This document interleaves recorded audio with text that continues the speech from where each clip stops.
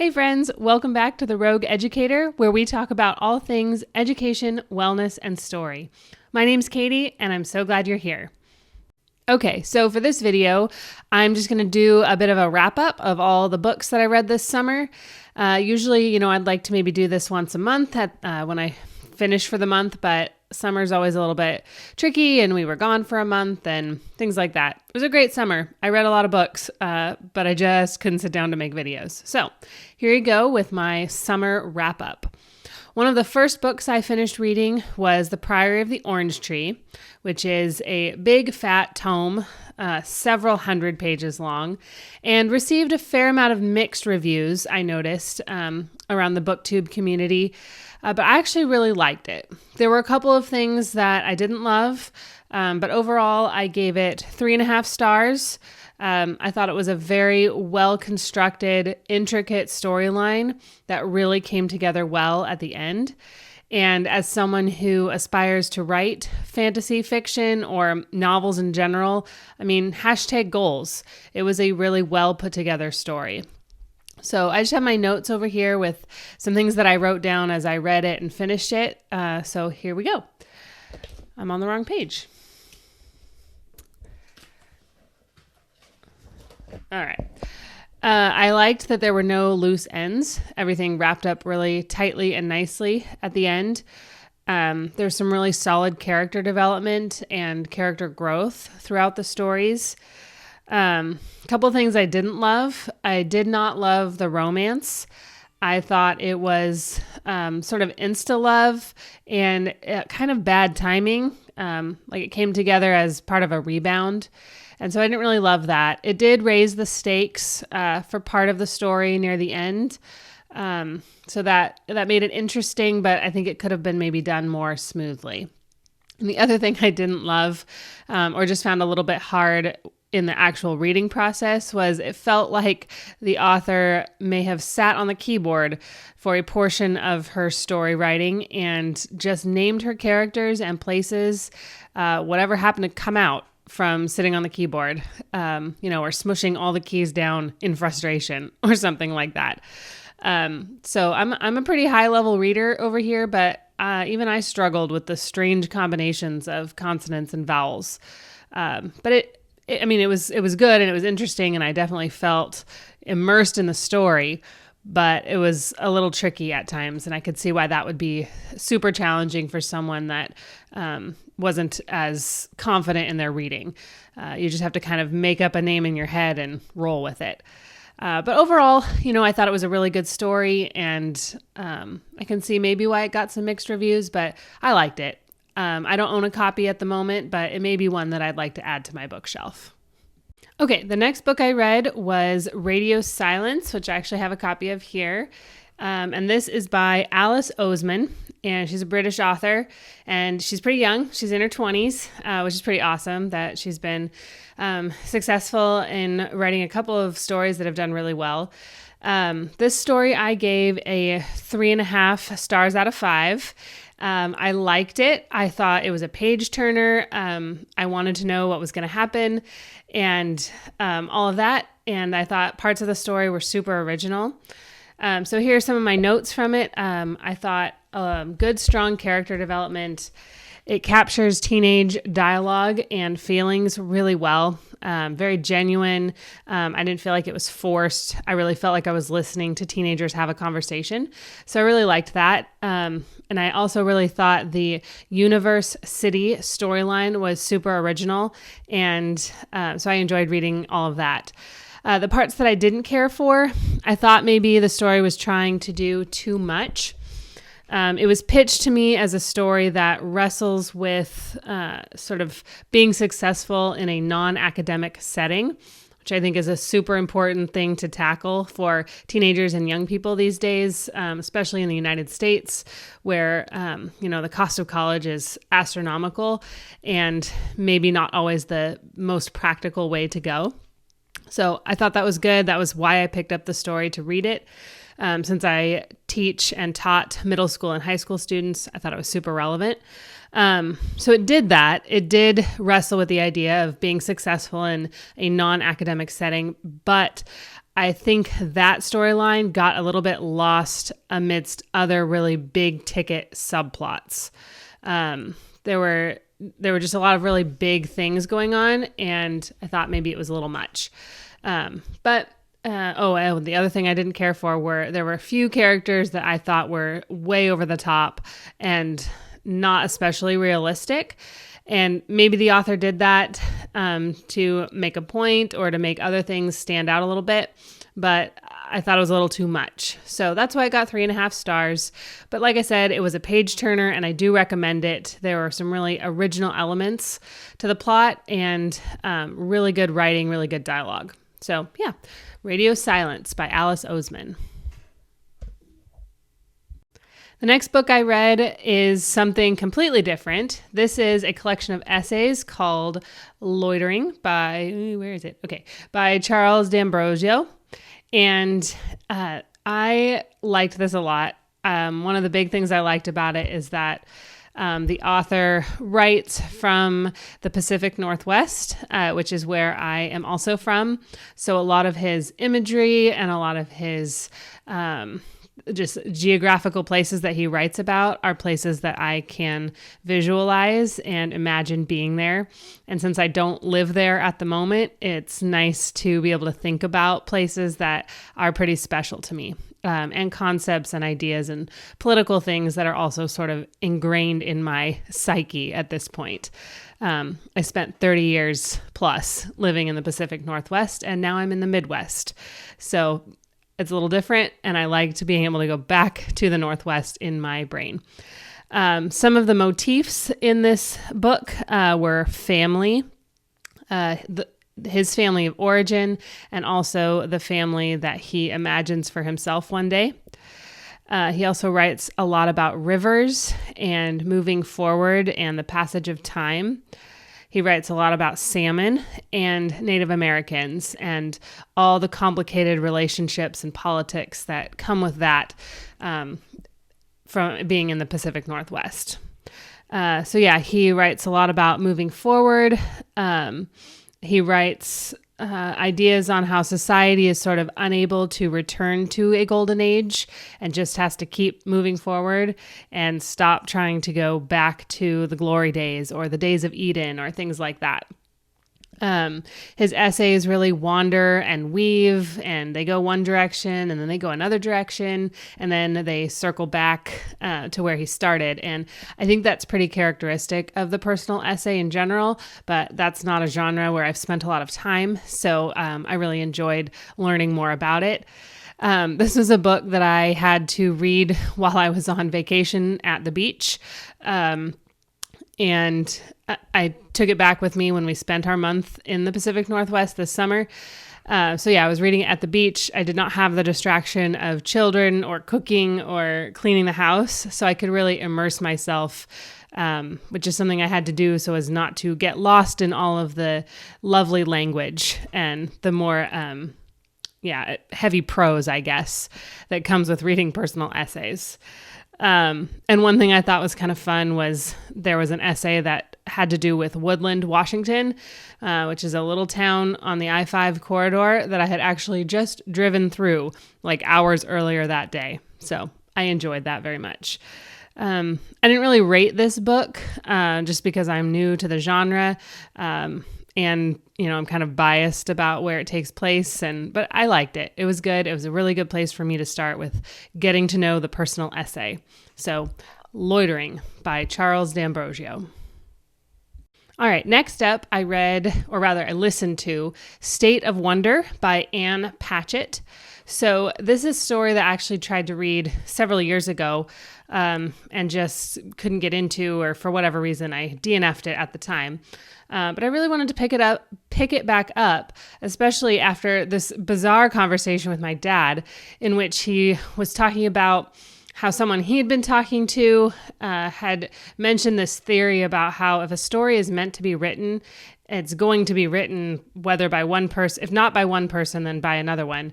And he was talking about this woman that had this great idea for a story where some doctor goes down to the Amazon and is working on stuff, and she ended up not writing the story. And then a few years later, this other woman wrote almost the exact same story this first lady had in her head. And I said to my dad, I think I've started to read that book. I think it's called State of Wonder. So anyway, I was inspired to pick it back up again, and I ended up giving it 3.5 stars. Some of the things I really liked about it, she creates a very evocative setting, and her descriptions of the setting are solid and beautiful, and you can practically feel the jungle and the humidity while you're reading. There were some really interesting scientific concepts regarding fertility and bacteria and just flora and fauna of the places down there in the Amazon. It dealt with some good discussions on ethics and research, big pharma, relationships, westernization of native peoples. So the big thing I didn't like about it, and maybe this was just because this story is meant to be more, as I like to call, a little artsy, it ends very abruptly, and there are several loose ends, and there's still a lot of really open plot points, like regarding relationships and the plot in general, and sort of the outcome of all of this research. So, I'm not totally sure what the author had in mind. I'm sure there was a point for leaving it open-ended like that, but I found it a little bit hard to just sort of be done with the story and not be done with the story, if you know what I mean. So yeah, 3.5 stars for State of Wonder by Ann Patchett. All right, next I read a book called Goodbye Perfect by Sarah Barnard. And this is also a British author, and it's teen-ish fiction, a little on the heavy side, but very good and very well-crafted, and well told, and just neatly paced, things like that. I gave this 5 out of 5 stars. I thought the topics that it dealt with were very original, but also very relevant. We deal with a teenage girl who is a little on the wild, rebellious side, and her best friend who is very straight-laced, straight-A student, never does anything crazy, until she runs away with her music teacher. And we follow the girl who was left behind, the sort of more wild, rebellious one. And it's just a very interesting sort of juxtaposition of these two different characters and their personalities and the choices that they make. And I really liked that. And the main character isn't sure if she wants to sort of tell on her friend.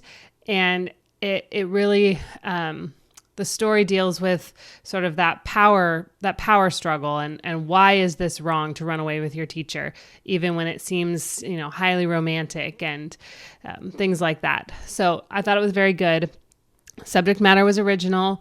It's a really important message for teenagers who, especially teenage girls who seem to sort of universally harbor this run away with your teacher fantasy. It's a good study in teenage relationships with each other. And it dealt with some good realistic outcomes and consequences. And it plays a lot with stereotypes. And I liked that. The perfect isn't always perfect, and rough and rebellious is not always wild and foolish. So yeah, 5 out of 5 stars for Goodbye Perfect. All right, then I listened to Looking for Alaska by John Green, which I realize is a fairly older book, but it's one that one of his that I hadn't read. And I adore John Green as a person, and I love his writing style. I love that he gets to the heart of the grit and the raw and the very realistic, especially in his young adult and teenage fiction. So this book I gave a 4.5 out of 5 stars. It was really solid story, a little bit mysterious, but and very intense at points, but also extremely funny at other points. That's another thing I love about John Green is a very good balance of humor and realistic and raw. So a lot of readers are already familiar with this. We have a boarding school situation and a group of friends, and Alaska is one of the friends, and she I just learned this trope. She is the trope of the manic pixie dream girl, where everyone just thinks she's amazing on the outside, and she's wild and funny and rebellious and has all these great, crazy ideas, but a lot of turmoil on the inside. So this is true John Green, gritty, raw, humorous, well-rounded, dealing with intense topics. And I loved that. I did not love the ambiguous outcome, but I realized that was probably the point. This is a pattern you'll probably see with me. I don't love ambiguous outcomes, especially when I'm reading for entertainment. Green's character development is really on point. He deals with the backgrounds of his characters, their mannerisms, their thought and speech patterns, and character growth. All very well done. And I love the quality friendships. And this book in particular features some pretty fantastic teenage boarding school pranks. And I am a sucker for a good prank. Teaching high school, I always wanted to know, or was very curious as to what the seniors would come up with for their senior pranks. And it was a little hard sometimes to walk the line of the authority figure when I just wanted to laugh. So Looking for Alaska, some solid pranks. Love the imagination there. So yeah, 4.5 out of 5 stars for Looking for Alaska. All right, next up, I listened to The Mortal Instruments, City of Glass, by Cassandra Clare, and this is the third in that trilogy. So it was the end, and I gave it 5 out of 5 stars. This book and this series is just pure entertainment for me. I love urban fantasy. I love, all of the different creatures and characters, and she's just a really good story writer, and I loved that. So I love that it was action-packed, and there were some very memorable, solid characters. The trilogy wrapped up all of the story really nicely. I didn't feel like there were any loose ends. I felt thoroughly entertained. It addresses some really interesting and relevant issues regarding race and class in a fantasy setting, which, it never hurts to go a little bit deeper when I'm being entertained. But the story was a smidge predictable. There were some elements here and there that I called ahead of time, but when I sit down to just listen to a story and be entertained, this one was very satisfying. So Mortal Instruments, City of Glass, 5 out of 5 stars, and looking forward to starting one of her other trilogies shortly. All right, the next book I read was nonfiction, and this is a memoir called Day of Honey, and I cannot pronounce the author's last name, so we're just going to call her Anya C. And what makes her story and her writing really unique and interesting to me is that it is a memoir of the Middle East in 2003 through maybe 2010, from the perspective of the people and the food. So in 2003, the author and her husband spent their honeymoon as reporters in Baghdad. In 2003, I was a senior in high school in Portland, Oregon, watching all of this unfold on the news. So I remember it, but I remember it from the American perspective and the American news outlets. And I remember it from my friends going off to join the military and fight in the Middle East, but I don't have the inside scoop. And I liked this because I got so much of the politics and so much of the intricacies of the conflict over there. But I got it from the inside of kitchens and apartments and at the dinner table. And I really liked that intimate setting that the author creates amidst learning about the conflict from a different perspective. So I gave this 4 out of 5 stars. And really the only reasons I kind of quote unquote lowered my rating was sort of on a personal problem. I had a hard time, kind of like with Priory of the Orange Tree, mentally pronouncing all of the names of places and people. So that made it a little bit hard to connect with the story. But the whole thing forced me to get much more familiar with the geography of the Middle East. There were countries that I didn't realize were right next to other countries. And then I looked at a map. I was like, oh, well, that's why there's so much conflict there, because they are in such close proximity. And I just didn't realize it. So I'm really glad I read this memoir. I learned a lot about Middle Eastern food, which I already love Middle Eastern food.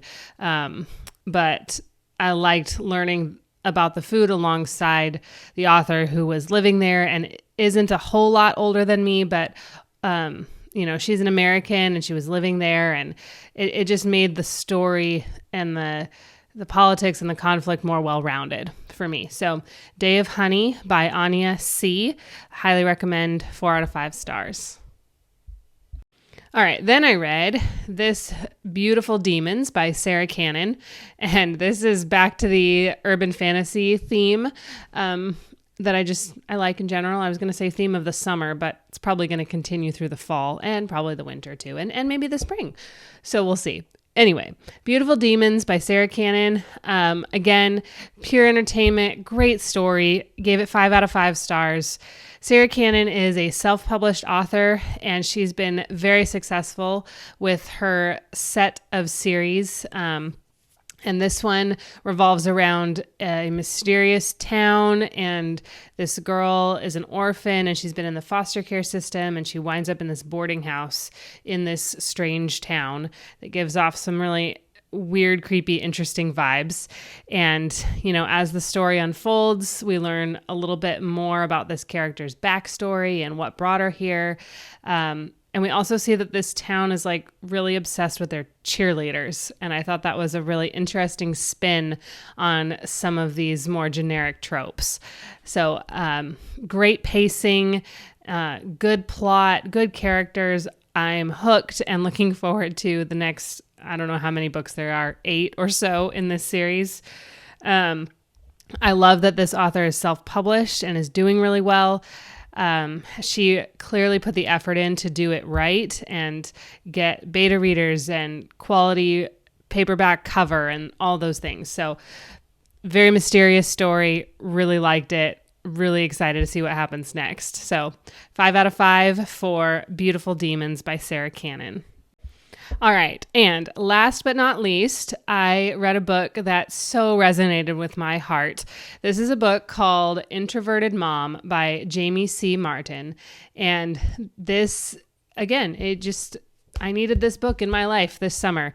I have always known, or have known for a very long time, that I am an introvert.